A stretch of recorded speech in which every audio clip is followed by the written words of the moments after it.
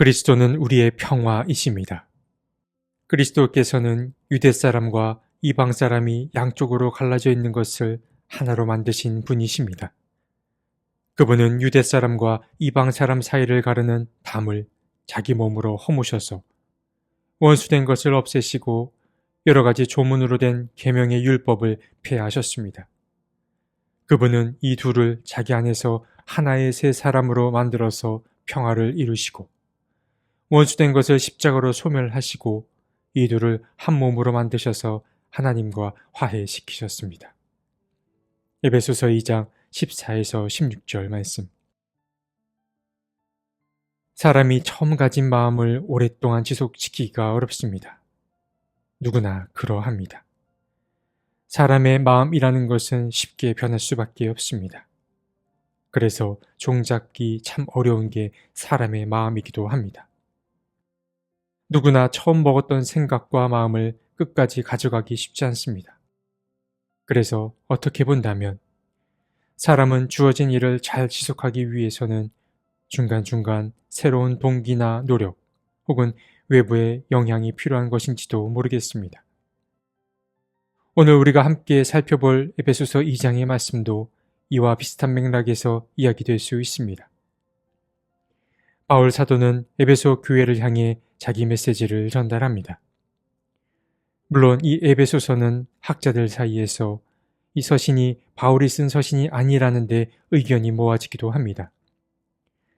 당시에 서신을 기록하는 방식에는 여러 가지 방식이 있었는데 당대의 유명한 인물의 이름을 빌려 이야기를 전달하는 것도 하나의 방식이었습니다. 학자들은 아마도 이 에베소서도 이러한 방식으로 서술된 서신이 아닐까 여기기도 했습니다. 이렇게 판단하는 근거 가운데 하나가 바로 바울과 2년 이상 관계를 맺어온 교회라 보기에는 매우 이질적인 말투나 혹은 서신의 전체적인 분위기가 그러하기 때문에 그렇습니다. 물론 중요한 사실은 저자가 확실히 누구이건 간에 바울의 이름으로 기록된 이 에베소서는 지금을 살아가는 우리에게 전해주는 그 메시지의 힘이 매우 크다라는 점입니다. 바울은 그리스도를 중심에 두고 이방인과 유대인 사이를 새롭게 정의하는데 이것이 우리의 신앙을 재정립하게 도와줍니다. 이러한 정립은 교회란 무엇인가 라는 질문까지도 확장됩니다. 하지만 에베소서가 말하는 교회는 어느 특정 지역의 한 교회를 말하는 것이 아니라 모든 곳에 거하는 어떤 보편적인 교회를 생각하게 만듭니다. 그래서 에베소서에 등장하는 교회에 대한 이해는 오늘날 온 교회를 하나 되게 하는 어떤 교회 일치 운동의 확고한 신학적 근거를 제시하곤 합니다.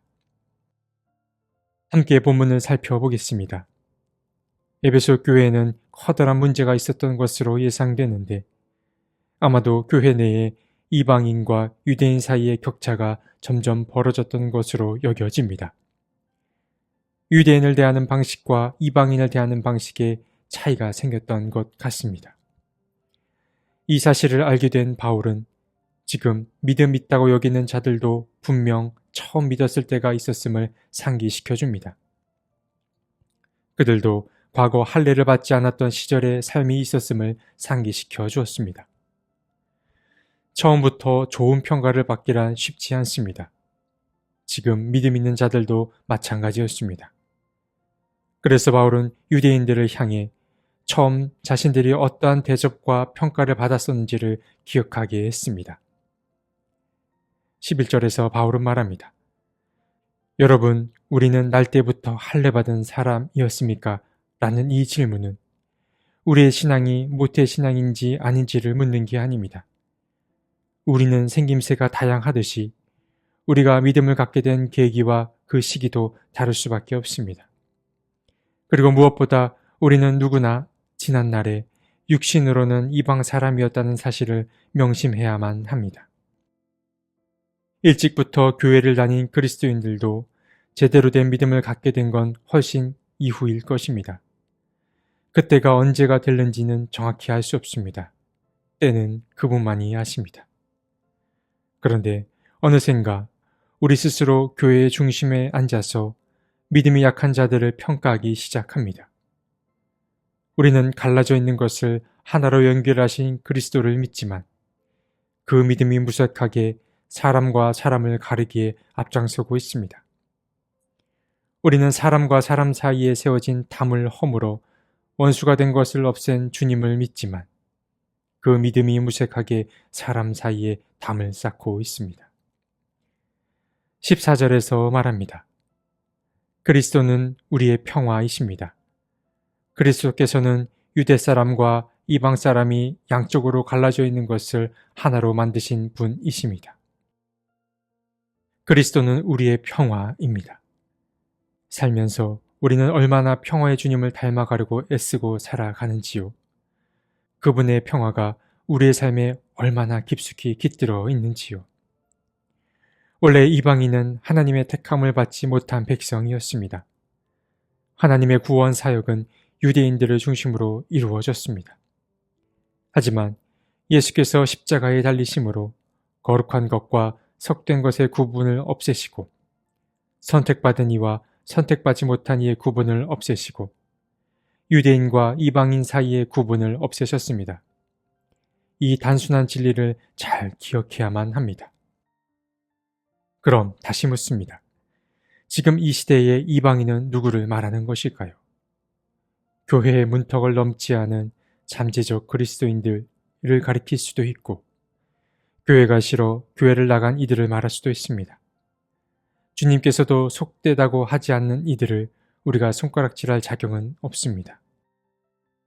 나는 안 그런다 하고 말하면서도 은연중에 이런 일을 행하진 않은지 돌아봐야겠습니다.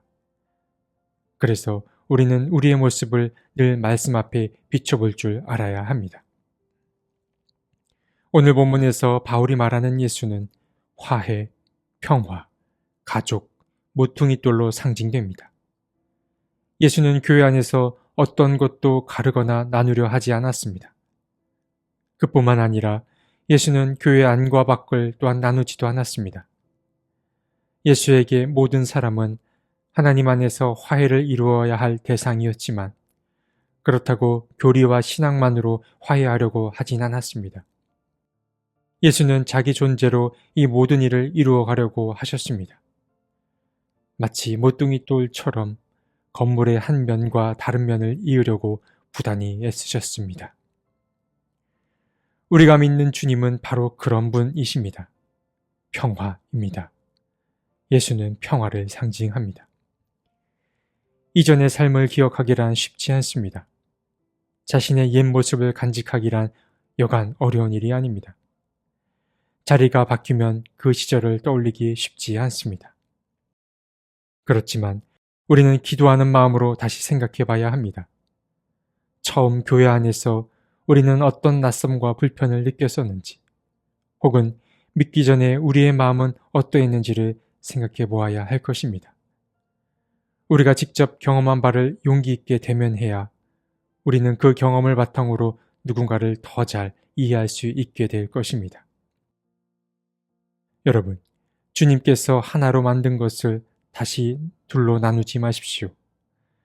주님께서 허무셨던 담을 다시 쌓지 마시길 바랍니다. 무엇보다 자신의 믿음을 기준으로 다른 이들을 판단하지 말아야겠습니다. 그가 교회 안에 머무는 자이던 교회 밖에 머무는 자이던 말입니다. 평화의 주님께서 우리가 평화의 도구로 살아가길 원하십니다. 우리가 곧 평화가 되길 바라십니다. 그 길이 더디고 위태롭더라도 함께 걸어갔으면 좋겠습니다. 자비로우신 주님이 우리와 함께 하실 것입니다. 하나님, 우리를 통해 막힌 담을 허무시고 나뉘고 갈라진 것들을 하나로 연결해 주옵소서. 우리가 주님의 참된 평화의 도구가 되게 도와주옵소서. 아멘.